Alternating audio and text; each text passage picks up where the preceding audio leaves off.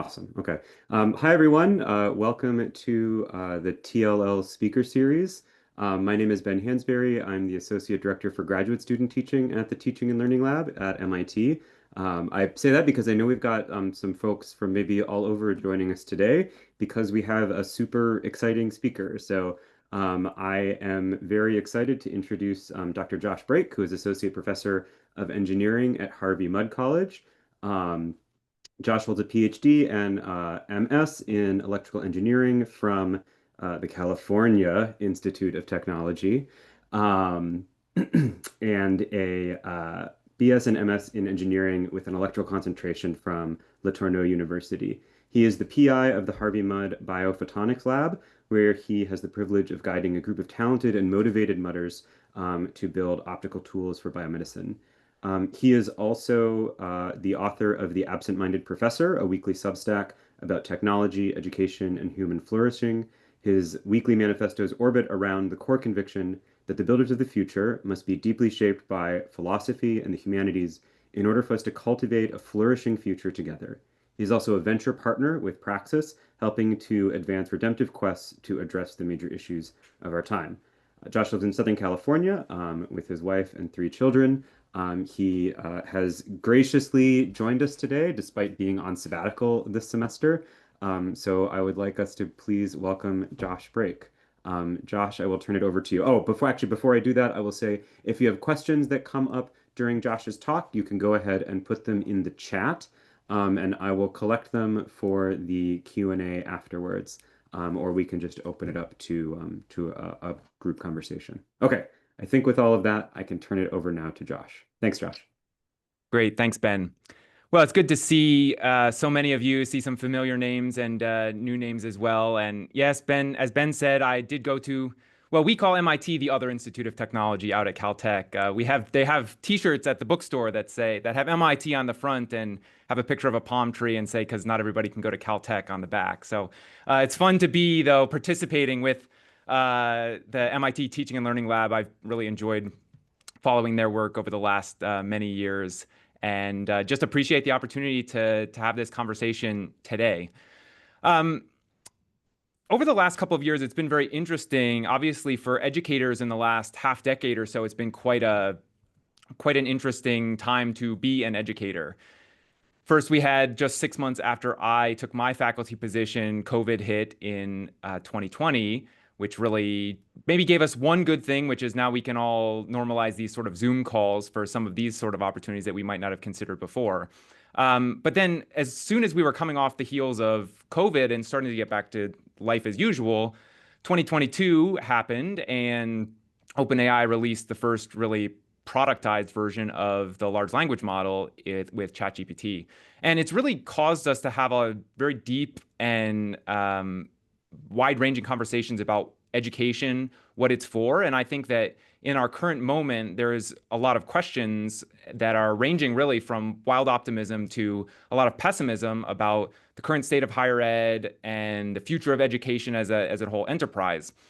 And in the midst of that, over the last couple of years, I've started to read some of these 20th century technological critics from Marshall McLuhan and Neil Postman were kind of the first ones that I interacted with, and then Ursula Franklin and Jacques Ellul and Ivan Illich and C.S. Lewis. And what I found is, although these folks were writing really 40 years, 40, 50, sometimes 60 years before generative artificial intelligence was even a phrase that would make sense to anyone, that the kinds of things that they were thinking about and writing about technology as a general class of things and the way that it interacts with what it means to be human, those reflections and thoughts that they have actually almost feel as if they were tailor-made and speaking directly to our current moment. And so I think that that's my hope today, is that we can have a conversation about this. I'm going to do my best to leave some airtime at the end for some conversation and dialogue, but would really like to, in kind of the mode of how I like to engage with these things, is to really try to open us up to asking the right questions solutions and answers are very brittle things. And so I found that in this current moment, especially as educators, when we're trying to figure out what on earth do we do with generative AI, how is it going to impact and shape our classrooms? How does it change our practices? How does it shape the way that we think about the relationships we're building with our students and the way that we're helping to prepare them and help them grow into who they are designed and growing to be? I think that these sort of questions are really helpful because they provide us a framework to enter into our individual spaces and places, classrooms, with a certain lens to understand how we might consider these things applying in our context. So, before we jump right in, I just want to say that one of the things that was good about, I feel like I'm back in 2020 in some ways because we're on Zoom and the chat is open. The chat is open for business throughout the whole talk. So feel free to just jump in there with any questions you have. I am pretty good at not letting that pull me off. And Zoom chat has gotten a lot better since when I started teaching too. So there's threads and all the other stuff. So feel free to have that as like a sidebar conversation, to just throw stuff in there as it comes to mind. And then we'll have time at the end to revisit and talk about those.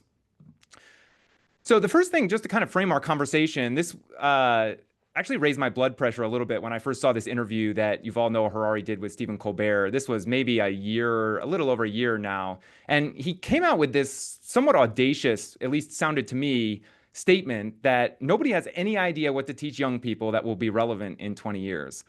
And I think there's one way in which we can just immediately kind of gut reaction, like my kind of gut reaction was to this, be like, that's completely ludicrous. Yes, we know what's going to still be relevant in 20 years because of what education is for.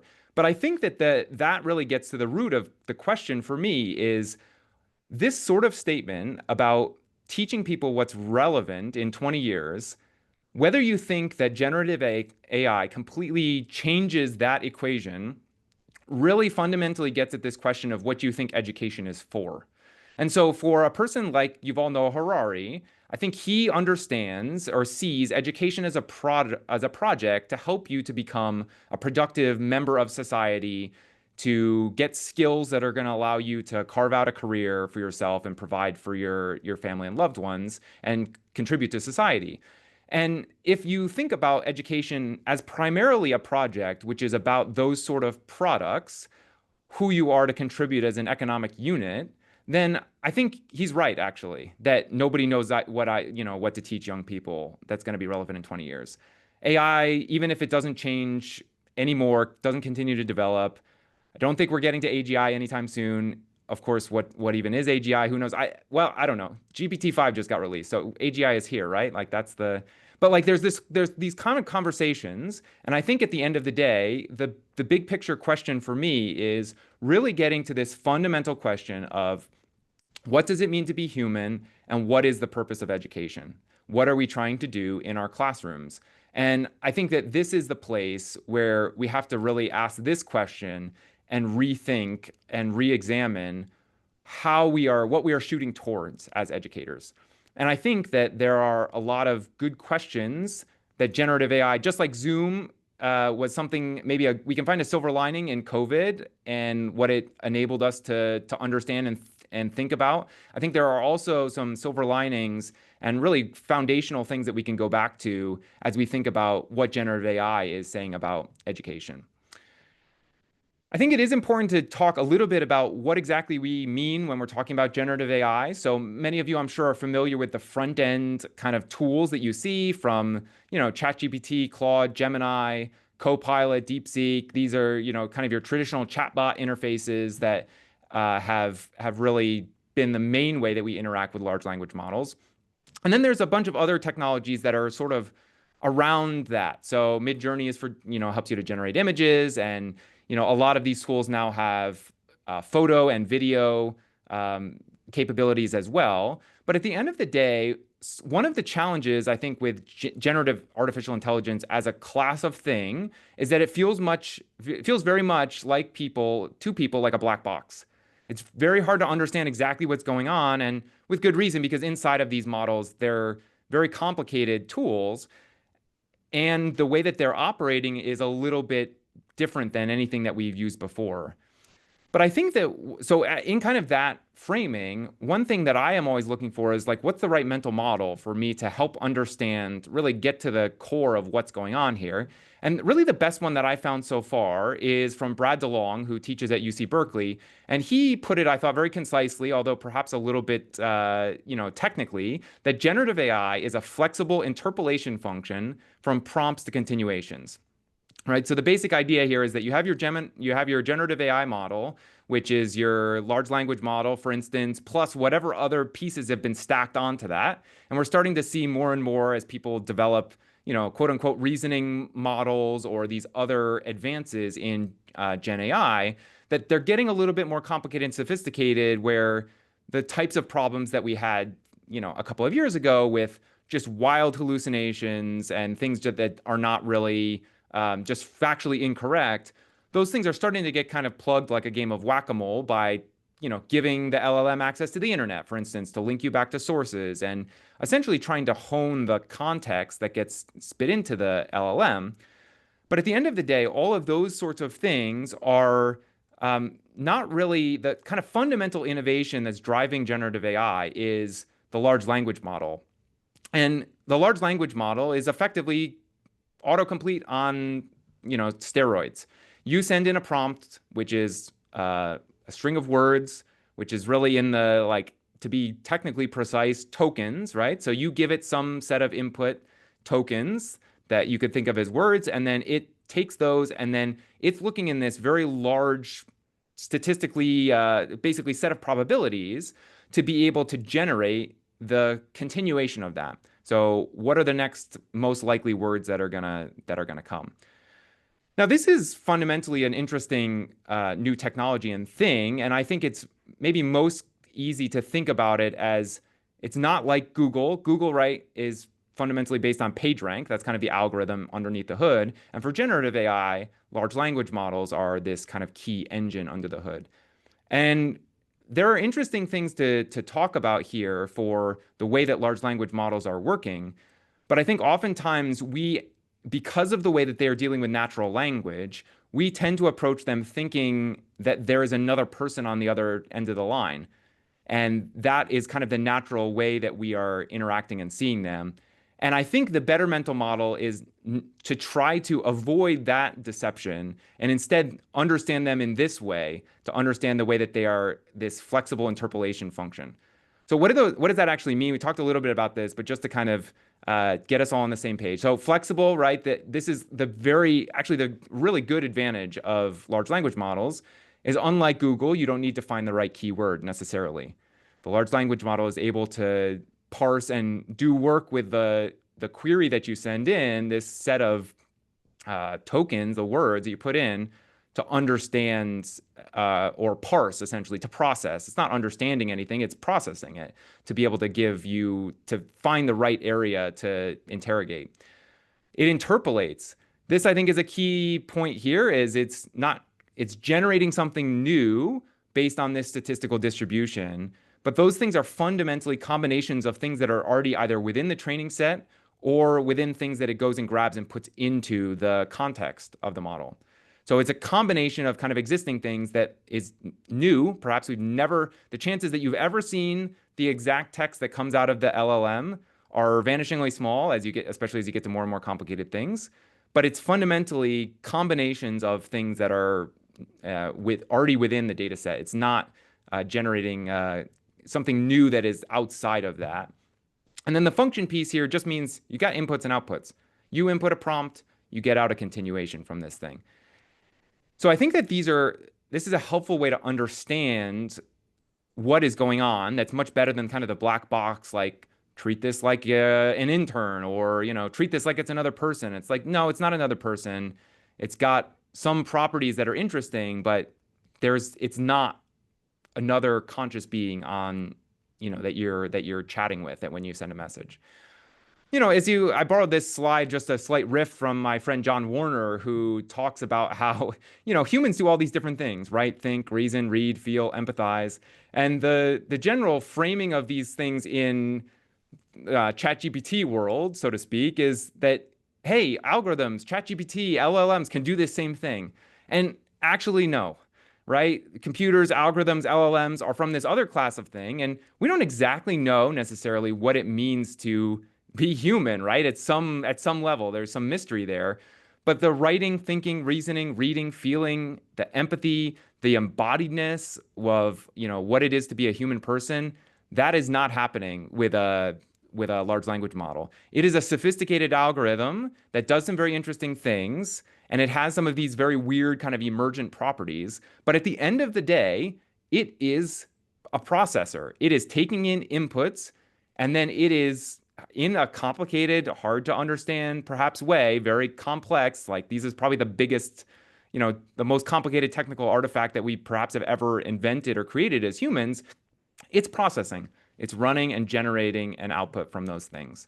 So I think that we have to kind of keep that in mind just as a framing. But I think even though the large language model is just a very sophisticated algorithm, this isn't a dismissive thing to say, well, A, this is not important or worth talking about, or B, that because it is just an algorithm, that it can't actually have impact for good or bad in our world. Over the last, I could have pulled any number of different, op-ed pieces from the last couple of years about everything from hand-wringing about AI to the way that AI is going to lead us into a new utopia for personalized education. And I think the key kind of takeaway is whatever you think about AI, whether you think it's a revolutionary force for good or a completely destructive force for evil, we all kind of can agree that generative AI is going to have an impact on education as we know it and on educational institutions. And so the question is like, what then? What should we do then? And I think that the kind of image that is resonating with me is something like this one. I don't know if there was ever a pier on these pilings that are in this image, but I imagine that there was, because this is normally why you would why you would build something like this. Is this is the foundation on top of which you would build a pier. I think that the analogy as we think about education and where I think I have a hopeful outlook on the potential for where we might go is that although whatever we had built, maybe this is the Santa Monica Pier with the carnival and whatever else on top of it, right? Although those things may have been completely wiped out by generative AI and really damaged, I think the foundational ideas and the purpose of education remains strong. And the challenge for us, really, in this moment, the challenge and the opportunity is for us to actually revisit what those core foundational beliefs are. And then in a space where maybe the things that we have been doing as educators are no longer tenable because of generative AI. Some of that is a loss for sure. But in other ways, I think it also is an opportunity because I think, to be frank, a lot of times as educators, we are finding and looking for the efficient ways to be able to do our work, right? And those things are not often, or often not, can tend to not be the best things for our students pedagogically in the way that the things that we know. It's amazing to me when you think about the amount of, and I'm looking at myself here as much as anybody else, the things that we know about how students learn and how to effectively structure a classroom for them to engage in the frictionful work of learning. The number of things that we know about how students learn and best practices that we don't use and that we don't actually incorporate into our classes is almost stunning. And so I think I see this as a challenge for sure, but also as a real opportunity for us to say, what are those core things that we want out of our students, out of our classes? What do we want them to engage with in our conversations, in the things that we're talking about in our classes, in the work that we're engaging in? So I think that, the question is, well, what do we do now? Where do we go, right? I think we can all agree that generative AI is having an impact on our world, is shaping what's happening, not just in our classrooms, but, more broadly than that too. And so what do we do? And I think that many of us are asking this question. And I think the main, what I want to emphasize and kind of reiterate from earlier is, I think the right approach here is to not try to jump too quickly to a particular answer. And I think that we would do ourselves a favor by trying to sit at a higher layer of abstraction and actually get right. It's a classic failure of engineers, actually, to jump to a solution before you actually know what the problem is, before you really understand and define the problem and ask the right question, right? And so I think what I want us to do, And my hope for today is to give us together some questions that we might ask. And I think that if we can agree on what the questions are that we should be asking, even if we make different decisions about what the answer to that question is in our context, in our class for today, for this semester, for this week, we're gonna make mistakes, but we have to think about what those answers are. We can't just completely sit in the realm of questions. But I think that even if we disagree on the answers, if we can get some alignment on what the right questions are, that's going to be a really fruitful space for us to kind of have conversations and explore together and learn from each other about what generative AI actually means for us as educators. Before I jump into kind of talking about some of these questions that I think we should be asking and the people who have really posed them to me, I want to just put a couple ideas out here. One is this really interesting law called Metcalfe's Law that has really kind of captured my imagination. And the idea and kind of the original development for this was, as you can see from the graphic here that's from Wikipedia, that the value of a network, if you think about telephones, for example, is in the number of edges between the nodes. So you have kind of a graph structure here. And if you have a single telephone, it's useless. I mean, you can't, I mean, you could, okay, fine. It's useful to my kids. They like having a single telephone, even if nobody else has one, right? Because they can talk to themselves and pretend they're talking to somebody else. But like the real value of a telephone, it gets a little bit more valuable when you can call one friend, right? You got a direct line. It gets a little bit more valuable when you have 5 of these together that are networked in a fully connected graph where you can talk to any of the other 4 nodes. But as you increasingly add more and more nodes to the network, if you look at the way that the number of connection grows, it grows as n squared. So that as you add, when you add one more node, that has a quadratic impact on the number of edges. And if you buy kind of the analogy that the value is actually in the edges, not really in the nodes, then you can imagine how that makes sense, that the value really is in the number of connections you have. Now, this is true about telephone networks. It's true about social networks. It's also true about our classrooms. But one thing that's very interesting is that in a traditional classroom, what you have is one central node with very strong edges. So you could think about drawing these edges between the different nodes with different thicknesses, right? And in a typical classroom, you have one node that has strong edges to it, very thick edges, and that's the teacher. And the students all have connections to that teacher. But oftentimes, this network has a lot of latent value that is untapped because the students themselves maybe have edges with their next door neighbors and some other friends in the class, but they actually don't have edges with all the other students that are in the class. And so, again, just to kind of put this in the back of your mind, and maybe this will come back in the questions, part of what I've been thinking about in the space of what do we do now is how do we think about our classrooms in a way that allows us to network and connect these students to each other more? Riffing off of that, a lot of people have been talking about how the future of education is personalized. I think that's wrong. That's one particular way of thinking about it. And the vision here is something akin to every student has their own AI tutor, right? This is Plato and Aristotle, right? Like this is like ever since that Bloom's 2 Sigma problem paper from a while back, like this is the idol that everyone has for education is like personal tutoring. And listen, I get it. I was homeschooled up through 8th grade. So like I kind of experienced this sort of educational model and it was really formative for me. But what I experienced was a personal education with my mom who was teaching me, not a personalized education with a, AI chatbot. And I think that if we think that those things are exactly the same thing, we're kidding ourselves. Perhaps this is better than the alternative. There are always these kind of questions for us to have about what the alternative is. We have to think about things in practical terms. But I think, and my hunch is that a flourishing future for us as educators will be found not in further personalizing the future of education.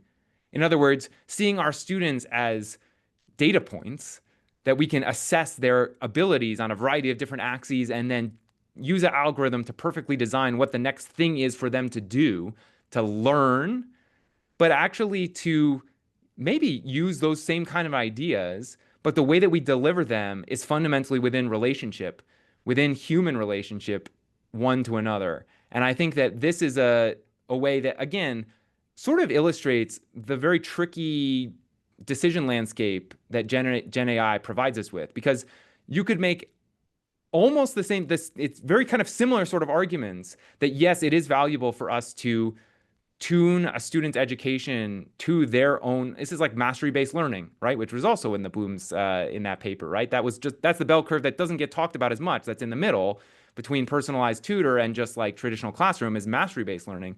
And so I think that there's an opportunity though to not say, hey, the holy grail is actually AI chatbot tutor, but to say, how might we use these tools to allow us to actually make our education more personal and equip us in a way to do that effectively. So you might be asking, and maybe for the word kind of convivial, what do I mean by a convivial classroom? And the word, which you'll see kind of come back, is I'm riffing on an idea from Ivan Illich, who is one of these thinkers. And he talks about convivial tools, and we'll talk about that in a little bit. But I think what a convivial classroom, obviously you can see the roots there is kind of with life, right? Like that's the idea, is a classroom that is full of life. And I think a convivial classroom is one in which the tools, structures, and relationships are oriented towards human flourishing, mutual learning, and creativity rather than control, efficiency, or a one-way transmission of knowledge.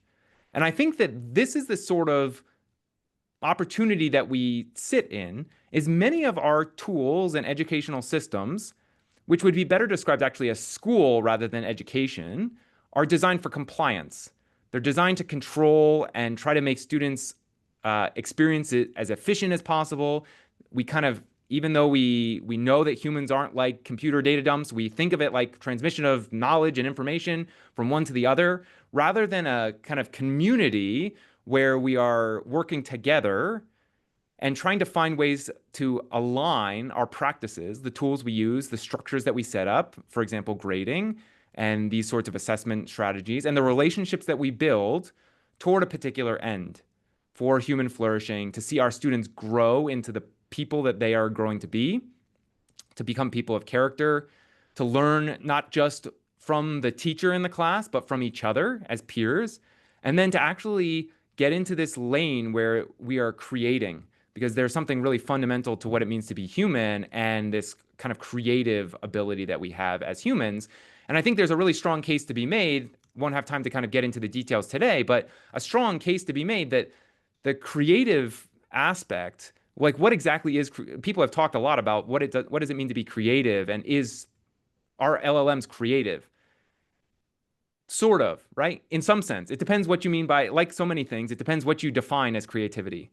This kind of combination of things that have never been combined before, that is creative in some aspect, right? But I think we need to kind of get back to this question of like, what is really the unique, what does it mean to be human? What are these kind of unique aspects? And that I think is a really rich question for our moment too. As we kind of jump into thinking about some of these questions, and I want to kind of turn the corner now to get into some more convergent sort of thinking to arrive at something to kind of hold on to and take away, I was really taken by this Maori proverb. The Maori are the indigenous people of New Zealand, and they have this really beautiful proverb, which is echoed in the Hebrew scriptures as well, with the idea that the future actually isn't in front of us, the future is behind us. And so this proverb, when you translate it, is, I walk backwards into the future with my eyes fixed on my past. And I think this idea is actually a really important one for us, because oftentimes we actually think of the future in quite a different way, as if our faces are facing the future and we're trying to see where we're going. But the truth is much more accurately described by an image of walking backwards into the future. And as we think about walking backward into the future, and what the technological critics of the 20th century can offer us, I think they offer us two things. They offer us a lens and they offer us a mirror. The lens isn't used to help us see in front of us, but it's to help us actually bring into focus and clarify the things from the past. What are the lessons from history about technology that inform and shape the way that we think about generative AI? There are lots of ways in which generative AI is different than previous technologies. There are a lot of ways that generative AI is functionally the same as previous technologies. A lot of the questions and implications about what do we do with generative AI as a society are the same sorts of questions that we saw maybe not asked, but they're implicitly asked and answered when we have technologies like the internet, like social networks, social media, like electricity, all, railroads, roads, all these sorts of kind of infrastructure and kind of big picture technologies. We've asked and answered those questions before. And so having a lens can actually help to clarify for us how might we think about a different answer now. The mirror, which is normally used, obviously, when you look into a mirror, you can see yourself more clearly. But in this analogy, if you're walking backwards into the future, the mirror also gives you a peek into where you're heading. The future always is foggy and dim and hard to see. But I think that the lens from the past, when we see the past clearly, it also offers us a mirror. It's not as if it doesn't tell us anything about where we are heading. And I think that it also gives us this way of thinking about the future that can really help us to walk wisely. Obviously, maybe now we can actually see where we're stepping as we're walking backwards. So we know if we're about to walk off a cliff or fall into a hole. New York Times wrote this piece a while back. Let's see if looks like this is the wrong, hold on. Let's see, where'd it go? Okay, well, my slide, it didn't quite show up here. So the slide here that is in the middle here is it's interesting to think about the things that were shaped, what we are reading, right? The New York Times a while back had this piece about the library that's at the center of OpenAI's offices in San Francisco, right? And part of what I wonder, right, they did some kind of shots of like what's on the shelves. And if you think about the things that are being built, they're really motivated by a story. It's very interesting to look at the sci-fi books that the big tech founders are reading and shaped by. Orson Scott Card, Ender's Game. This is Sal Khan, right? Mark Zuckerberg, really shaped by Ready Player One. Snow Crash. This is a very popular one from Neal Stephenson. Elon Musk talks about this. Foundation series, Sergey Brin, Sergey at Google, right? And Sam Altman, maybe the most famous and complicated one is Her, right? The movie, right? With this this kind of idea of companionship and AI. I think my question is, here are some of the books that I wish were on those bookshelves, right? These are the books that are The Real World of Technology, Ursula Franklin, The Technological Society, Jacques Ellul, Tools for Conviviality, Ivan Illich, Marshall McLuhan, Understanding Media, C.S. Lewis, The Abolition of Man. What I think is that as we think about the way that we're going to walk forward with generative AI, science fiction has a certain way of thinking about the future as a thing that can be mapped out and then a vision for us to go and build towards. And I think that that is good as a imagination of what can be. But simultaneously, we also need to have some wisdom to actually shape the way that we think about how we are moving forward.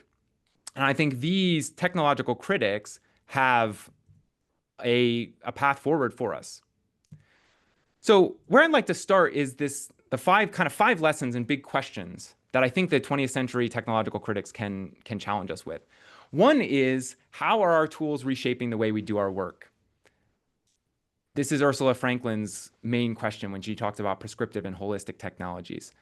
Jacques Ellul, how have the means become the ends, right? How does technology reshape the way that we think about what we are doing? The product actually becomes the thing that we care most about.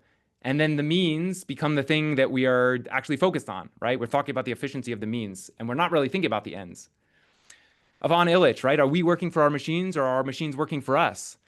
Marshall McLuhan, the medium is the message, right? How are these tools reshaping the way we see the world around us? And C.S. Lewis, with this idea of what actually are we building towards? And are we actually simultaneously, as we create new technologies, creating the potential for a certain thing without actually stripping ourselves of the ability to prepare ourselves to use those things wisely? So here's one from Ursula Franklin. She writes here, it's the first kind of specialization by product that I call holistic technology. And it's important because it leaves the doer in total control of the process. The opposite is specialization by process. This I call prescriptive technology. It's based on a quite different division of labor. Here, the making or doing of something is broken down into clearly identifiable steps. Each step is carried out by a separate worker or a group of workers who need to be familiar only with the skills of performing that one step. This is what is normally meant by division of labor. And I think that the question here is about these different ways of actually doing our work. We can think about what I call the kind of craftsman mindset, where you as a craftsman take this thing from start to end. It goes from raw material and you control the process all the way until the final product. You may be using some hand tools, for instance, along that way, but fundamentally you are operating those hand tools. Versus, I think there's a certain vision of what AI is enabling us to do, and maybe it's happened to see in the assembly line, where we break things down into little pieces and we give everybody a little piece, and this person on the assembly line is stamping these widgets this way, and they just do that. They make 500 of these, things a day, and then it goes to the next step. And what Franklin is asking, and kind of telling us here is that there is a theme here about the way that we are doing our work. These are actually two fundamentally different ways of working. And you could make a case, I think, that generative AI could help you to do these things, to do either one of these things. But it is a choice to us about how we apply them. You could think about having Gen AI take over the whole process. You could think about using Gen AI as a more powerful tool to enable you to do very specific, narrow things that you are composing together as the craftsman in control of the process. Or the kind of agentic AI vision is you tell that you design the AI so that it has all these different tools, and then you split it up into these different things and you just connect the dots and let it go and do it, right? So how are these tools actually reshaping the way that we think about and the way that we do our work? The next one from Jacques Ellul, he talks about kind of the big idea from Jacques Ellul is the idea of technique. And I think this gets at this question of, are we turning the means into the ends? He talks about technique, which again, Ellul wrote in French and then was translated to English, so he's a little bit hard to parse. He's not quite as bad as Heidegger. Nobody's quite as bad as Heidegger, but you get to, Ellul can be a little bit tricky to figure out exactly what he's talking about with technique here. He says, the term technique as I use it does not mean machines, technology, or this or that procedure for attaining an end. In our technological society, technique is the totality of methods rationally arrived at and having absolute efficiency. Boy, is that a mouthful, right? For a given stage of development in every field of human activity. Okay, so what exactly does he mean here? I think what he's trying to say is that we often think about technology at the level of an individual tool. And what he's saying is that, well, I'm not talking about that when I talk about technique. I'm not talking about machines or a particular device. What I am talking about is the broader 50,000-foot view, kind of the ecosystem that technology creates by its existence. And what he's saying here with technique is it's this kind of overarching way of using our tools and the way that tools shape us that pushes us towards this pursuit of absolute efficiency. And again, we have to remind ourselves, efficiency is not a core human value. If you see a list of virtues, you will never see, or I hope you never see, efficiency on that list, right? Doing something faster for faster's sake is actually not a valuable, not a valid reason, right? Efficiency always is a means to a different end. It's a way for us to do something more cost effectively, with less energy, with less resources, with less waste. These can be kind of valuable reasons for making something more efficient, but making something more efficient for its own sake is not one of those good reasons. And I think what Ellul, and as an engineer, shots fired, I kind of feel like this is looking right at me, right? Like always thinking about how can I make it more efficient. But I think what Ellul reminds me, and hopefully us, is that we ought to be aware of the fact that when we put something into a technical process, we end up with this push towards efficiency that will, if we are not aware of it and careful to counteract it, will drive us to focus on the efficiency and forget about what we're doing at the end. And I think that this is a kind of a diagnosis of a lot of the hand-wringing in education right now, is we have fallen trapped to this prey in many ways. Prey to this trap. Ivan Illich. Tools for conviviality. Illich is, I've grown to kind of like Illich in some ways. He's very, very acerbic. That's the word I use to describe him. But it's kind of endearing in a certain sort of way when you read him, right? The hypothesis when he's talking about machines here is, are we working for the machines or are they working for us? he kind of talks about in this passage in Tools for Conviviality. Hypothesis was that machines can replace slaves. Evidence shows that used for this purpose, machines enslave men. Neither a dictatorial proletariat or a leisure mass can escape the dominion of constantly expanding industrial tools.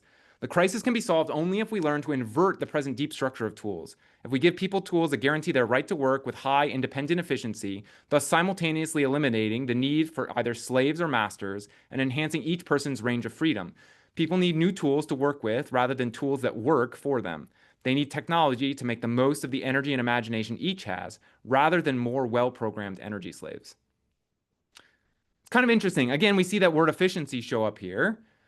But it is kind of interesting, and I think we feel this when we end up using some of these tools, especially some of the Gen AI tools that take more of the work from us, right? It's like, hey, don't worry, I'll take care of doing that for you. I'll get that resource, I'll pull that in, I'll summarize it for you. Don't worry. Hey, can I help you? It's like this sycophantic, very helpful, almost like over-eager. It's like the dog from Up almost, right? Like, what can I do for you? What can I do for you, right? Like, but I think that the kind of warning Illich has here is that we have to be careful, because when we cede that control, there is an implicit motive and a direction that those tools are going to shape and direct us. And so we have to think about, how are these tools, how is our work shaped by them? And in what ways are these tools using us, or are we using them? Who's in control? Again, kind of harkens back, and I think you'll start to see some of the connections between some of the different angles that these thinkers, this harkens back to the Ursula Franklin quote from a couple slides ago on prescriptive and holistic technologies. McLuhan, who through Neil Postman was kind of my entry to many of these things, talks about how these tools are reshaping the way we see the world around us, right? So he's famous for this phrase, right? The medium is the message.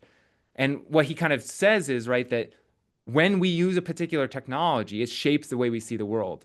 When you are holding a hammer, you start to see nails everywhere, or at least you're going to try, right?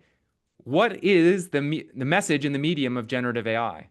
When we are equipped with a generative AI tool, what is the way that shapes the landscape around us, right? And there's also this aspect, which is kind of challenging with McLuhan too, where he says that any invention or technology is an extension or self-amputation of our physical bodies, and such extension also demands new ratios or new equilibriums among the other organs and extensions of our body. These new things that we add in, our work, our tools, the things that we do are an ecological thing. They are intertwined. We don't just add a new tool into our repertoire and have everything else remain the same. We've known this since we are writing about, Plato and Aristotle and Socrates and all the kind of ancient Greek philosophers were thinking about what writing is going to do to us, right? Writing is a new technology. It brings these new things, but it always takes something from us too. It requires a new equilibrium. We are shaped by the technologies that we use, and the way that we see is also shaped by it. The last one here, big question to think about, is from C.S. Lewis. And he, in The Abolition of Man, which is not really a treatise about technology, he's kind of the oddball in this group, because he's not exactly writing specifically about technology. But what he says in The Abolition of Man, I think is really relevant here. At the end of one of the chapters, he writes this: "And all the time, such is the tragic comedy of our situation, we continue to clamor for those very qualities we are rendering impossible. You can hardly open a periodical without coming across the statement that what our civilization needs is more drive or dynamism or self-sacrifice or creativity. In a sort of ghastly simplicity, we remove the organ and demand the function. We make men without chests and expect of them virtue and enterprise. We laugh at honor and are shocked to find traitors in our midst. We castrate and bid the geldings be fruitful." And so I think that the question we do need to ask ourselves in the midst of our thinking about generative AI is, are we actually, in the way that we are using and adopting this technology, creating a world in which the things that we actually need to handle it well are no longer possible? One of my friends said this recently, that generative AI, in the moment when we need practical wisdom most, generative AI is coming, and as it comes, it actually is squeezing out the ability to generate and to build the sort of practical wisdom that we need to use generative AI well. I think it's the exact same thing Lewis is trying to say here. Like, The technology is making it harder and harder for us to do these things. And so we have to be mindful of that. Okay. Seems that my slides are giving up on me here. Let me just go back here and see if this jumps to the next one. Okay. So the big question now is, again, given these questions, what are some solutions? What are some ideas, right? And I don't suggest that I'm going to offer any particular, ironclad solutions, but I think there are some things for us to consider as provocations as we think about, given these questions, how might we then teach? The first one is to remember that our classroom is a community.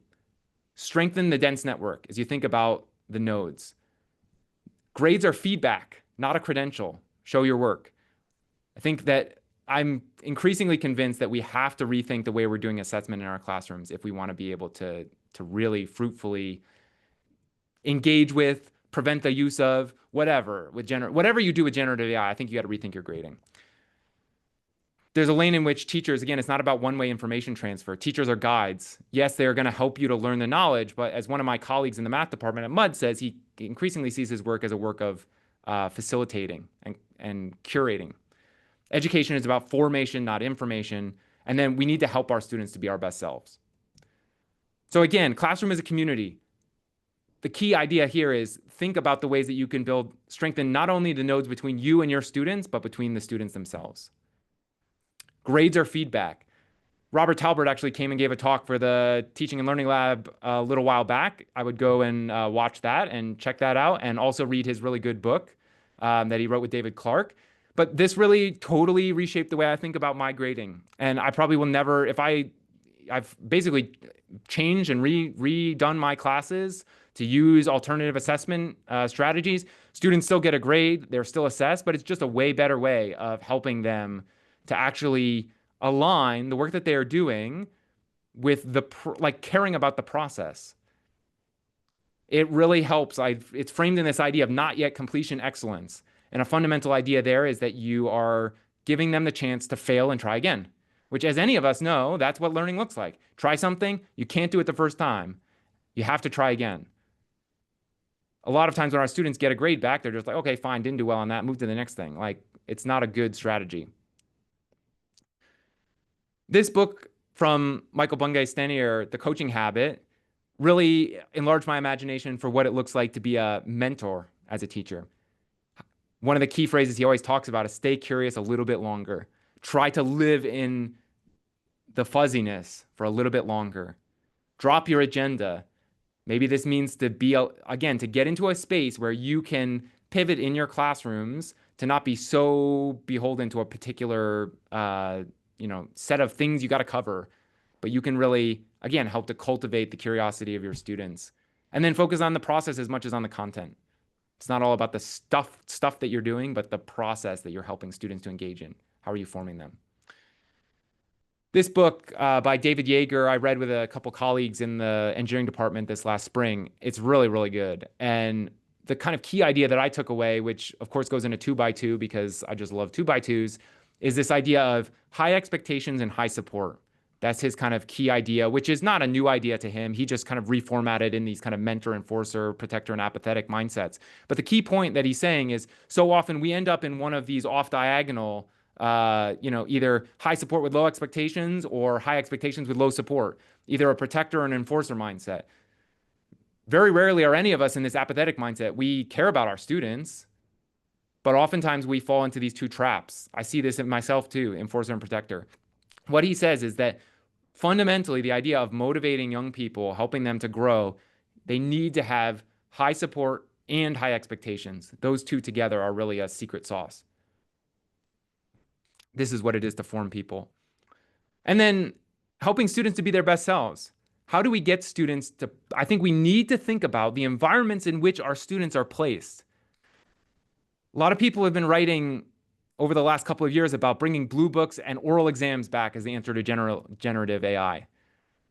Perhaps they're part of the solution, but I think it's actually part of the solution not because of what most people think of when they think of blue books and oral exams. Most people think of blue books as a way of essentially shorthand for surveillance. That's kind of the way I read it. Well, I'm going to proctor this exam. You're going to do this thing where I'm looking at you so I know what you brought into it and I can see you're not on your phone talking to ChatGPT.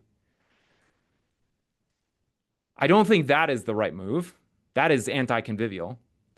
But I do think there is a mode in which to say, we understand the pressures and temptations of using ChatGPT make it very difficult for you in the quiet of your dorm room when your paper is due tomorrow to set you up for success, to engage in the hard work of writing this essay. And so we are going to restructure the way that we do the work in our class such that we can put you in an environment where you can engage in this sort of effort that is valuable for these reasons in a way, like it's to align and to help understand that the environment really matters. This Frog and Toad story, which unfortunately I don't have time to read today, but I normally like to try to read a children's book at each of my talks. This story, Cookies, is a really, really good one, right? The TLDR is Toad, best of friends with Frog, bakes a whole batch of cookies and he brings it over, and Frog and Toad are eating the cookies, eating the cookies, eating the cookies. And somehow they get into this, they're at this point where they're like, yeah, we should stop eating the cookies. But they're like, the cookies are so good. These are the best ones you've ever made, Toad. And so they try a variety of different things. Okay, well, we'll put them in a box. But we can just open the box, Frog says. Okay, we'll put them in a box and tie string around it. But Frog, ever the sneaky guy, well, we can just untie it and open the box and eat the cookies. Then they're like, okay, fine, we'll put it up on a shelf, tied and in the box.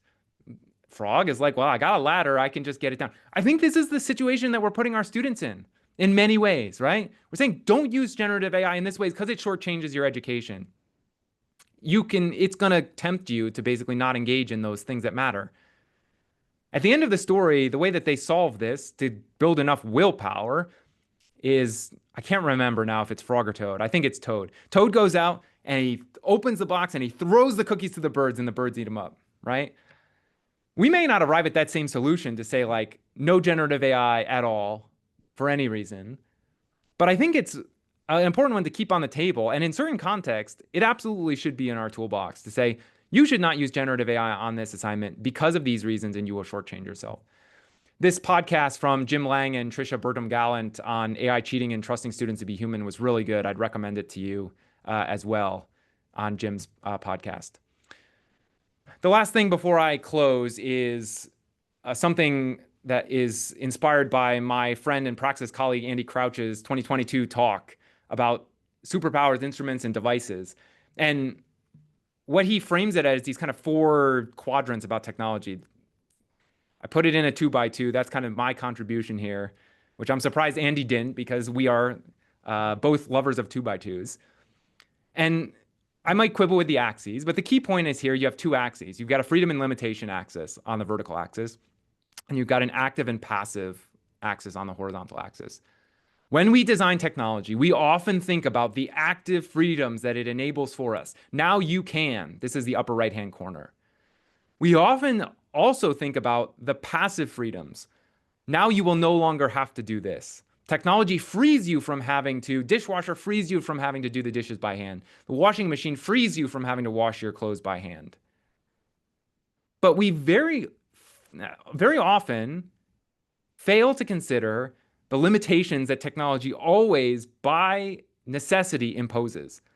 There are things now that because of a certain new technology, you will no longer be able to do.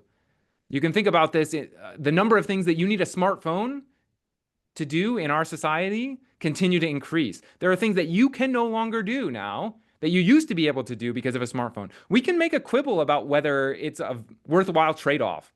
But the point is that we often don't ever think about anything that's below the horizontal axis in this limitation frame. And even more sinisterly, we have active limitations. It's not just that you're no longer able to do these things, it's now you are actually compelled to do certain things by the existence of a certain technology.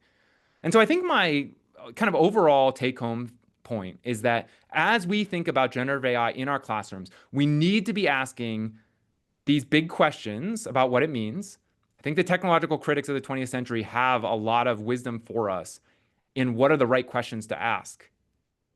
And we need to remember that whatever we do with generative AI, there is no free lunch. There is no trade-off. The trade-off may be net positive. We may say the freedoms that we gain from this to design a convivial classroom are worth the limitations that we are imposing.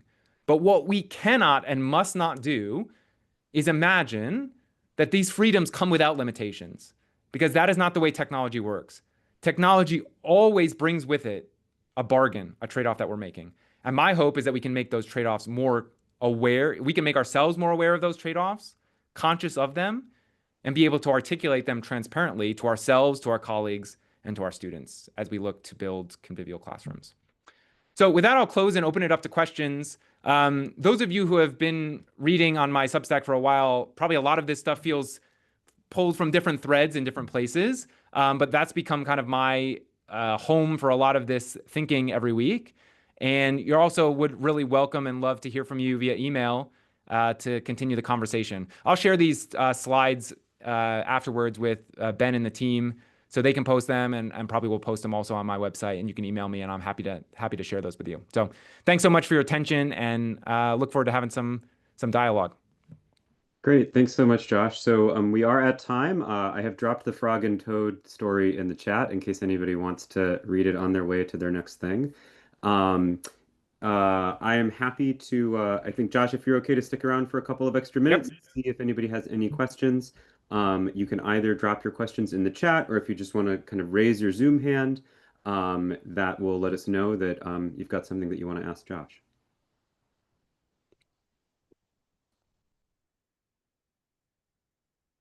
John. Hey, Josh. I love these questions and ways to think about things. And one of the balances I'm trying to come to, and I'd be curious if you have thoughts about, is between this reflective practice of where we bring AI into our classroom or how we edit our classrooms for the and the engineering practice of hurry up and fail so that you figure out what the real questions are, in a low stakes sort of prototype way, which is always tricky when the prototype is a semester of the class. But do you have thoughts on how you don't want to, I'm always worried I'm going to end up with letting the perfect be the enemy of the good and thinking about these things too long. Yeah. No, I think it's exactly right. I think the impulse towards a kind of prototyping mindset here is exactly right. I think maybe the first thing I would say is, I think the prototype doesn't need to be the whole semester, doesn't need to be the whole class. Like, you can think about it as an assignment, you could think about it as a part of an assignment, you could think about it as a 10-minute thing you do in class. You could think about it as a loom that you record for your students of something you're trying with it that you want them to test out.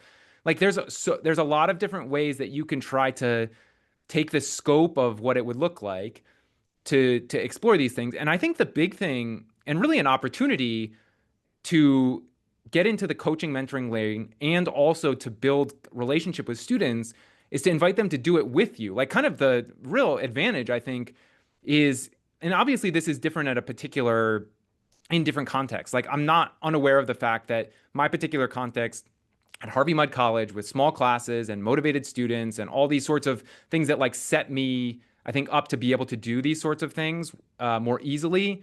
I realize that these are not the same where everybody is coming from. But I think to the degree that you can get into a place where you're inviting students into a opportunity to learn together and kind of, just admit really the reality that this stuff is so new that, of course, we as teachers don't know the best way to do it. But here are the fundamental, like, what we do know as educators is the fundamental learning goals of our classes and why we are here, what the purpose is. And so if we can center that for students, that, I think, allows us to open our hands up a little bit to invite our students to actually take control and agency over their own learning in it, and then ask them to interact with it and, well, what did you think? How does that align with these learning goals? And I think the more that we can co-create these sorts of things with our students, the better. And I think the more that we invite them to have a say in everything from the policies to the way that AI is being used, it's all just very a really good way forward if we can build the community and classroom where that sort of thing is going to be successful and students are bought in. Thanks for the question, John. Other questions? Kevin, thank you. Hi, Prof. Brake. Thanks for the talk. I really enjoyed it. There was a section where you went into basically, the oral exams and like the Blue Book strategies. And I guess there were some trade-offs with that in that, the benefits could be, it's proctored, there's no way they can, go on their phone and go on ChatGPT. But then the trade-off is, that goes against like the whole convivial classroom sort of thing. Mm-hmm. But I guess I was curious as towards if you could kind of elaborate a little bit more on like, basically the negative trade-offs of doing that. And I guess that might play into sort of what the significance of that convivial classroom is in the context of education. Yeah. Thanks, Kevin. It's a good question. I think that really, so I guess the big picture thing I would say is that there's the thing you do, and then there's the reason that you do it. And I think that this is the tricky thing with Gen AI, just in general in education, is oftentimes we look at how people are using it in their classroom as the whole story. And that's really just the tip of the iceberg. I think somebody can use Gen AI in a particular way. They can do the same thing with it for totally different reasons. And that will make the one use good, I think, and the other use not so good, right? So Blue Books, I think, are a perfect example. Blue Books, by the way, are a technology as well, right? Pen and paper, technology as well, right? These have trade-offs too. But the reason that we bring Blue Books or in-class work back to our pedagogical strategy, the reason we do that matters. If we're doing it to try to control, then we are working against the convivial classroom. If we are doing it with a, kind of open-handed to say, hey, students, listen, here's the deal. You know it, I know it, we all understand that ChatGPT is creating really complicated space right now for you to actively engage in this sort of work. Let's talk about why we're doing this in the first place. Why is this assignment valuable? Why is it important for you to learn how to write these things? If you kind of come to the conclusion that the thing is not important anymore, then you never should have been doing it anyway. And that's actually a huge win, right? But if you get to a point where even if the students, like there comes to some point where you have to say to your students, hey, trust me. And you have to build the trust with them because you're asking them to do something hard by definition. And so I think that it's helping them to see that the reason that you are doing a certain thing is because you're trying to set them up for success, to learn the things that they are there to learn, that together we're all trying to learn, rather than you're here to try to beat the game. I'm trying to hold the standards high so that only so many, like, if you get out of here with an A, like even that kind of framing, like get out of here with an A. Like I want to give all my students A's.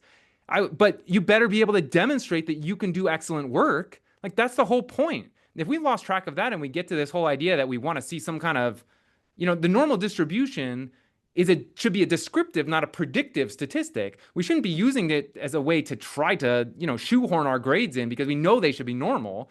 That's the whole point of law of large numbers and, normal distributions are everywhere, is that this is just a fundamental fact about how things go. But that doesn't tell us what the spread should be, or, we just have to be mindful about why are we doing the things that we're doing. And I think that if there is one thing that has made us susceptible to the hurricane of ChatGPT and of AI tools in general, it's the fact that we have for a long time relied on proxies as a way of, product as a way of certifying that a process has happened. And ChatGPT, it's like Tom and Jerry. Jerry just got a rocket launcher called ChatGPT. Like Tom's in some trouble if he's going to try to just play the enforcer role all the time. I just don't think it's going to work. So we got to find a way to kind of build relationship with our students. That was a little bit of a rant, sorry, but you got me started, Kevin. I'm going to blame you. Thank you, Great. Prof. Rick. Daniel. I think you're on mute, Daniel. Yep, I am. Thank you so much. This was really thought-provoking, Josh. Thank you so much.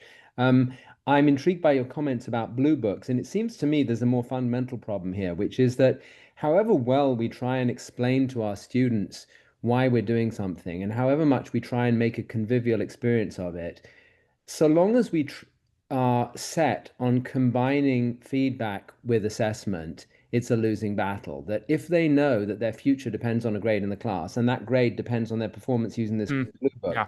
then I don't think there's any amount of learning that will compensate for that pressure. And until we can actually properly decouple the learning from the assessment in some productive way, I think we won't actually be able to get our students to actually relax and slow down and learn effectively. Brilliant. Yeah, very, very, very, very good question. So a couple thoughts on this. One is like, I didn't know what grades were until high school.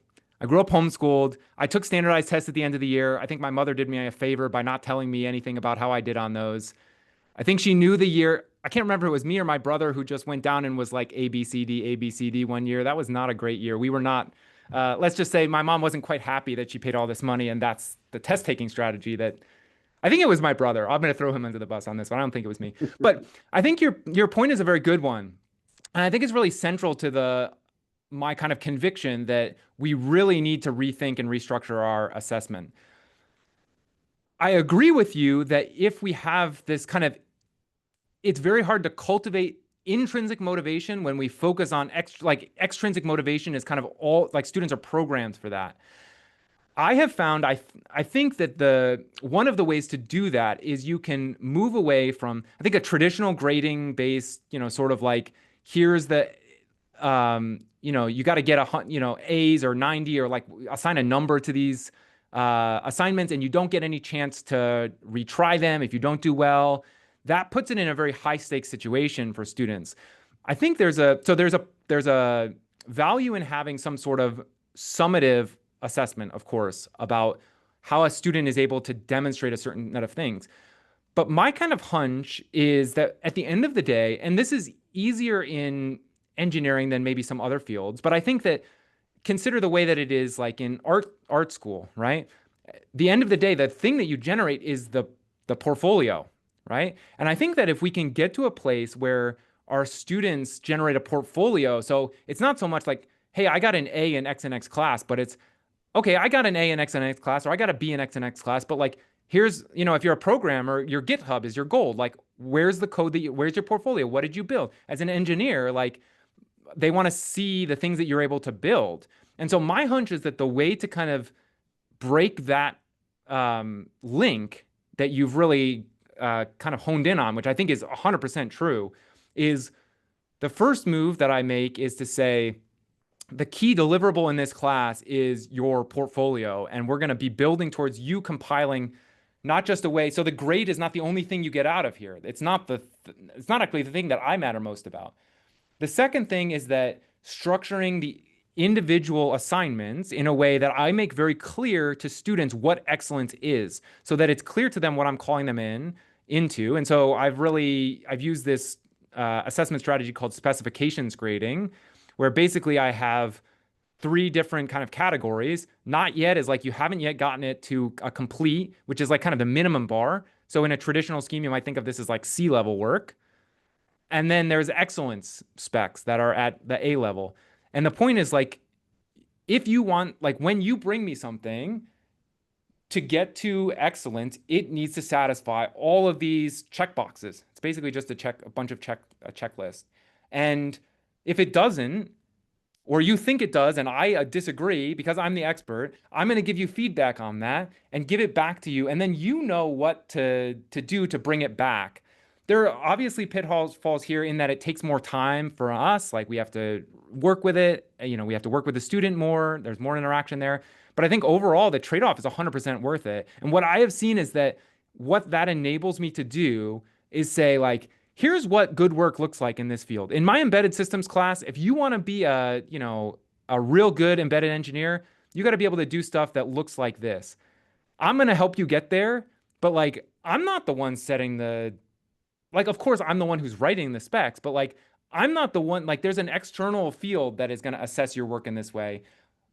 Let's talk about what that is and then how we can get you there. And I think that offering them an opportunity to retry and to scaffold it in a way that they can, engage in it. And then really at the end of the day, and I explicitly tell them this, I want you to build good taste. At the end of the day, I don't want to have to tell you whether this is good or not. I want you to be able to tell me, is this good? Why or why not? So it's definitely complicated. And I know I just gave a long kind of rambling answer to that, but I think it's a very, very good question to answer, that we need to answer. And I think that rethinking the way we do grading and assessment is a critical piece of trying to get back to intrinsic motivation as a key driving force rather than the extrinsic motivation of grades.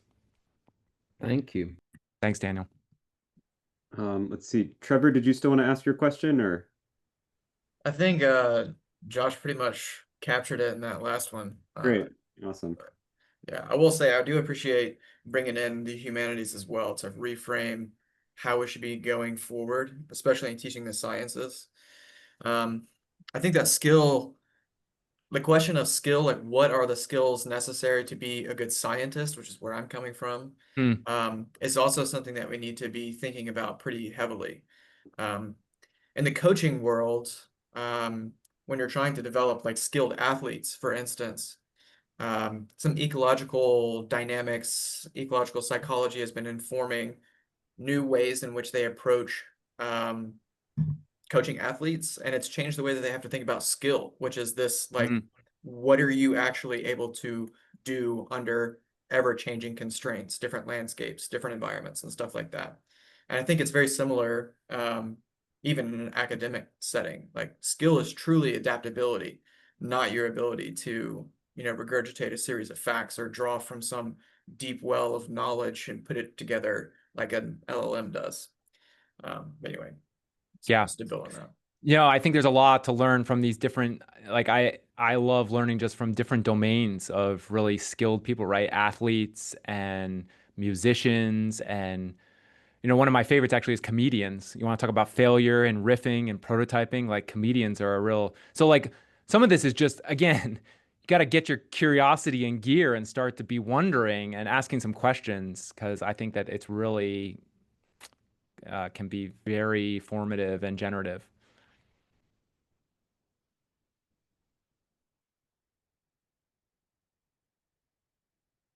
Hi, sorry, I had to step away for just a second.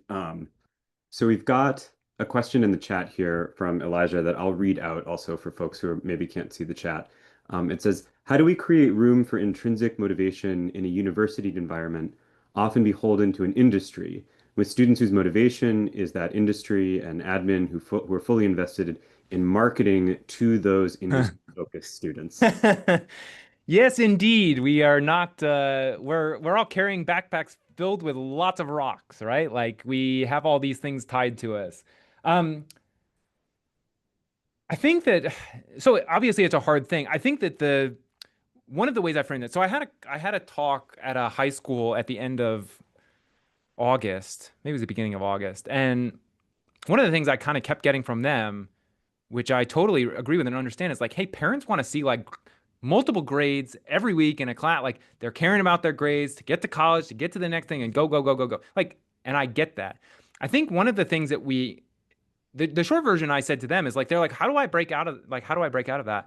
And part of what I feel like is the opportunity right now is generative AI is shaking things up so much, and people understand that like generative AI is changing things, that I don't know that there's ever been a better time in recent history to say like, here's a new thing we're going to do, and just like almost a clean break. Like I'm putting my foot in the ground and we're going to go this way because of this, right? Like generative AI is reshaping the way we think about expertise and what it means to have a good education. And so we're going to essentially use this as an opportunity to clean shop on some of the stuff that we've been doing and some of the bad habits that we've got into, like expecting our students to get like, marks in the grade, but like these stupid metrics that we've just gotten so, I mean, it's just crazy that say like you want all this, the feedback and numbers, and like we want to see the progress and whatever. It's like, it doesn't quite work like that. Like, I don't know, are people going out and measuring their tomato plants every day to like see how tall it, like how much it's grown? Or like, we're talking about a similar sort of thing here. We're not stamping out, this is not an assembly line process. We're not building machines, we're cultivating humans, and they're more like plants than they are robots.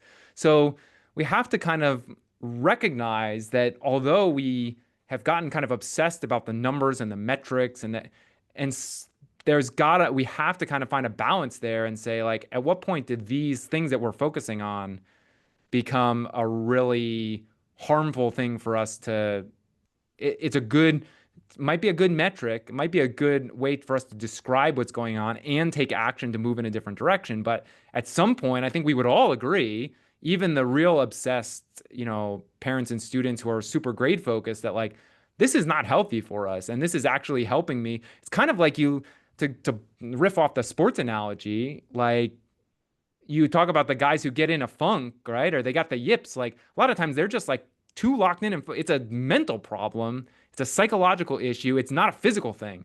And the whole point of like getting them out of that space, I've really gotten into F1 in recent months, and like big thing there, right, is like you gotta be dialed in. It's a mental toughness game, and it's like that in a lot of these domains where you're operating at the highest caliber. And so I think that that's where we have to kind of get our students, and we have an opportunity right now to stick our foot in the ground and pivot, and we can use AI as an excuse for why we're doing that to try to realign things, I think, in a way that maybe we wouldn't always have the opportunity to do.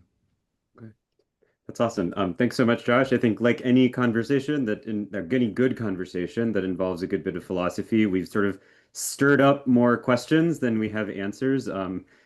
Since we're 20 minutes over, I think I will go ahead and call it unless anybody wants to like fight me to ask one last question. Okay, thanks so much, Josh, for this really sort of exciting talk, obviously very thought-provoking talk. I really appreciate sort of the way that you've given us an opportunity to kind of like zoom out and ask, get out of the kind of like day-to-day grind of like, how do I put out this fire that is like right in front of me, to create some space to ask ourselves, what are we actually trying to do here, to sort of motivate and inform, our actions moving forward. So I think it's Thanks, super Ben. important, and I'm so grateful that you've taken the time to share your thoughts with us. Everybody subscribe to the Substack. It rules.